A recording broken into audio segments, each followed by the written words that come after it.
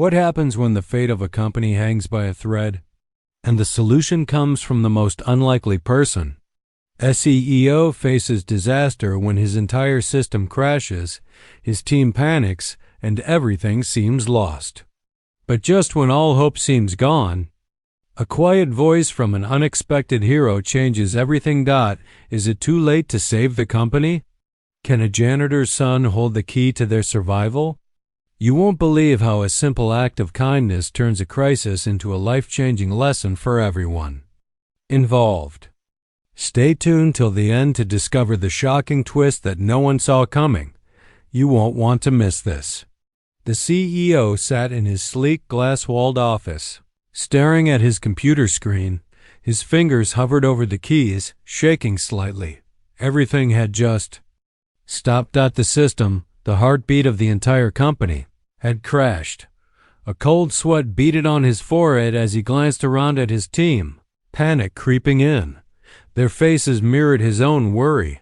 Phones rang, emails flooded in, and employees scrambled. In a frenzy, the lights above flickered, casting eerie shadows across the room.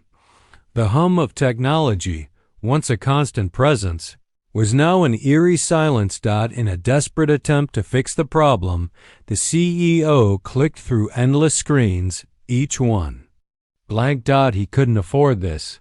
His mind raced, and his chest tightened. The company's future was on the line. The thought of losing everything he had worked for sent waves of dread through him. He paced back and forth, rubbing his temples, unable to focus. Suddenly, the door creaked open. It was the janitor.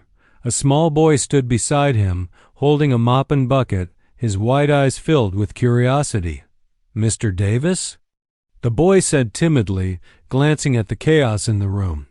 The CEO paused, unsure of how to respond. "Can I help?"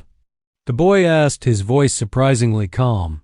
Everyone in the room turned toward him, and for a moment there was silence. The janitor's son had always been around, but nobody had ever expected him to speak up in such a moment. The CEO was on the verge of breaking down. His mind was too clouded to think clearly, but the boy's words, simple yet sincere, cut through the noise. "Maybe try rebooting the server?" the boy suggested, his voice so quiet it almost felt like a whisper. The CEO blinked, his heart skipping a beat. "Reboot it?" he repeated, still lost in the swirl of anxiety. The boy nodded confidently, setting down his mop. "I saw my mom do it on her computer once when it froze," he said, the innocence in his tone somehow grounding. The CEO stared at him, as if seeing the world through new eyes. Could it be that simple? Without wasting another moment, the CEO rushed over to the server room. He hesitated for just a second before pressing the restart button. A long pause hung in the air, and then a miracle. The system flickered to life. The screen filled with data, numbers racing across it like a river of possibility. CEO's breath caught in his throat, a mix of relief and awe flooding his chest. He rushed back into the room where the boy stood. "You did it," the CEO said, his voice trembling with gratitude. The boy simply smiled, as if it were no big deal. The entire office erupted in applause, the tension breaking like a dam releasing its waters. But the CEO didn't join them. Instead, he knelt down to the boy's level, his eyes filled with a mix of wonder and admiration. "You saved us," the CEO said softly. The boy shrugged, his mop dangling from his hand. "It was nothing," he replied, but his smile said everything. In that moment, something shifted. The CEO realized that it wasn't always about the power of technology. Sometimes, it was the simplicity of a kind heart, a fresh perspective, and the courage to speak up. The CEO stood, a newfound sense of clarity filling him. "Thank you," he said once more, this time to the boy's father, the janitor, who had quietly watched the entire scene unfold. The janitor gave him a warm smile, nodding in appreciation. The CEO turned to his team, his voice now steady. "Let's move forward. We've got work to do." The office buzzed back to life, but the CEO's heart felt lighter than it had in hours, and it was all thanks to a small boy who had simply offered a helping hand. Sometimes, it was the smallest voices that made the biggest impact. And for the CEO, that moment would be a reminder for a lifetime. As the day unfolded, the CEO couldn't shake the feeling of gratitude that lingered in his chest. The office was buzzing with energy now, but his thoughts kept drifting back to the boy. He found himself reflecting on the innocence, the pure trust in his eyes, and the simplicity of his suggestion. It was a reminder that sometimes, in the chaos of corporate life, we forget what truly matters. The CEO walked through the office, pausing every now and then to exchange a few words with his team. But his mind wasn't fully there. Instead, he found himself thinking about the boy's calmness amidst all the panic. How could someone so young possess such clarity? A few hours later, he found himself outside, walking through the hallway where the janitor and his son usually passed. The boy was there, mop in hand, humming softly to himself as he cleaned. "Hey," the CEO called, his voice carrying a genuine warmth. The boy looked up, his face lighting up with recognition. "Mr. Davis," he said, his eyes bright with the same innocent confidence. The CEO approached him and knelt down, feeling the weight of the moment. "How do you always stay so calm?" the CEO asked, his voice softer now. The boy paused for a moment, thinking, then shrugged. "I guess I just don't worry too much. Things always work out somehow." The simplicity of the response took the CEO by surprise. It was like a light had switched on in his mind. In his world of tight deadlines and high stakes, he had forgotten the power of patience and trust. He had been consumed by the idea of control, when perhaps all he needed was a moment of calm and faith.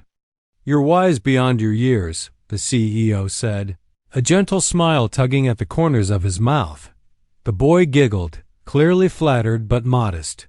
"You think so?" he asked. "I know so," the CEO replied, standing and looking at the boy's father, who had been quietly observing from a distance. The janitor, who had witnessed his son's impact, smiled, his eyes filled with quiet pride. The CEO turned back to the boy. "You've taught me something today. Thank you." The boy's grin grew even wider, and he simply nodded. "I'm just doing my job," he said with a laugh, and the CEO felt a warmth spread through him. "Your job," he said softly, "is a lot more important than you think." With that, the CEO returned to his office, his heart lighter and his spirit renewed. And from that day forward, he approached each challenge with a new sense of calm, knowing that sometimes the simplest solutions came from the most unexpected places. The boy with his mop and bucket had unknowingly reminded him that life wasn't just about fixing problems. It was about being present and trusting that things would unfold in their own time. And that, in the end, was the greatest gift of all. The days that followed were a quiet revelation for the CEO. He found himself looking at his team differently, more compassionate and patient with their struggles.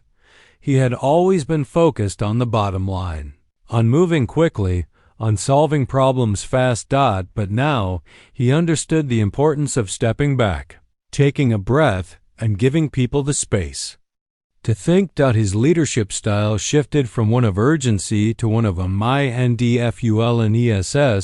It wasn't about speed anymore. It was about clarity, communication, and calm. The company began to thrive in unexpected ways, not because of any new technological breakthrough, but because the environment had changed, the people felt it, there was less stress, less pressure, and productivity soared. It was as if, by just taking a moment to breathe, the entire team had found a new rhythm. One morning, as the CEO walked through the halls, He noticed the janitor and his son working together near the break room. The boy was wiping down tables with a bright smile, while his father hummed as he swept the floor. "Hey, you two," the CEO called out, walking toward them. The janitor looked up, a surprised but pleased expression crossing his face. The boy, sensing something different in the air, looked up as well. "Mr. Davis," he said, his voice warm. "I've been meaning to thank you," the CEO said, kneeling once more to the boy's level. "For what?" the boy asked, genuinely puzzled. "For showing me what really matters," the CEO replied, his voice filled with sincerity. "You saved the company that day, but more than that, you helped me remember the importance of simplicity and kindness. You reminded me that sometimes the answers are right in front of us if we're willing to see them." The boy smiled shyly, the same simple, calm smile that had melted the CEO's heart weeks ago. "I'm just doing what I can," the boy said, shrugging. With that same easy grace, the CEO chuckled, standing up and turning to the janitor. "You've raised a remarkable son," he said, his tone filled with genuine respect. The janitor nodded, a proud smile spreading across his face. "Thank you, Mr. Davis. He's just always been that way. He's got a good heart." The CEO stood there for a moment, watching them both, appreciating the quiet strength they exuded. He realized that in a world full of noise, it was the quiet, grounded people who made the greatest difference. As the CEO continued his walk through the office, he felt a renewed sense of purpose. The systems were running smoothly now. But it was the atmosphere that had truly changed. It wasn't just the technology that made the company successful, it was the people. And it was moments like this, filled with quiet gratitude and humility, that made all the difference. The CEO had learned a valuable lesson that day. Success wasn't just about achieving goals. It was about recognizing the value in every person, in every small action, and in every moment of kindness. As he looked out the window of his office, the sun setting on the horizon, he knew that no matter what challenges lay ahead, he could face them with calm, with kindness, and with the belief that sometimes the simplest solutions were the best, and for that he would be forever grateful. Few weeks later, the CEO stood by the large windows of his office, watching the city lights flicker to life as dusk settled in. His thoughts were calm, steady. There was a peacefulness now in his heart that hadn't been there before. The office hummed with energy, but it was no longer the frantic buzz it once was. It was vibrant, full of purpose, and filled with a quiet sense of unity. He glanced over at the small, framed photo on his desk, one he hadn't noticed before. It was of him and the boy, taken the day the system crash was averted. In it, they were smiling, standing side by side, both with a shared sense of triumph. It was a simple moment, but one that captured the heart of everything he had learned. The boy's carefree nature, his ability to see a solution where others saw chaos, had not only saved the company, but had also changed the CEO's approach to life. It wasn't about controlling every detail. It wasn't about rushing to fix everything. It was about pausing, listening, and remembering that kindness and clarity could shine through even in the most challenging moments. With a deep breath, the CEO turned and walked down the hallway, nodding to his employees along the way. When he reached the break room, he saw the janitor and his son, as usual, working quietly in the background. The boy looked up, his eyes lighting up with a smile. "Mr. Davis," he said, his voice warm as ever. "How's everything going today?" the CEO asked, his tone gentle. "It's going great," the boy replied. "How's work?" "Better than ever," the CEO said with a smile. "I just wanted to thank you again for everything."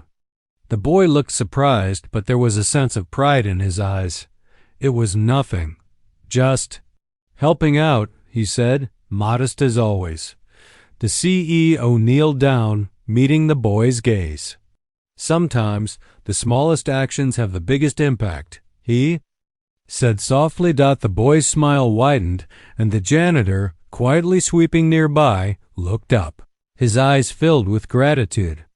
"We're lucky to have him," the janitor said, his voice warm with fatherly affection.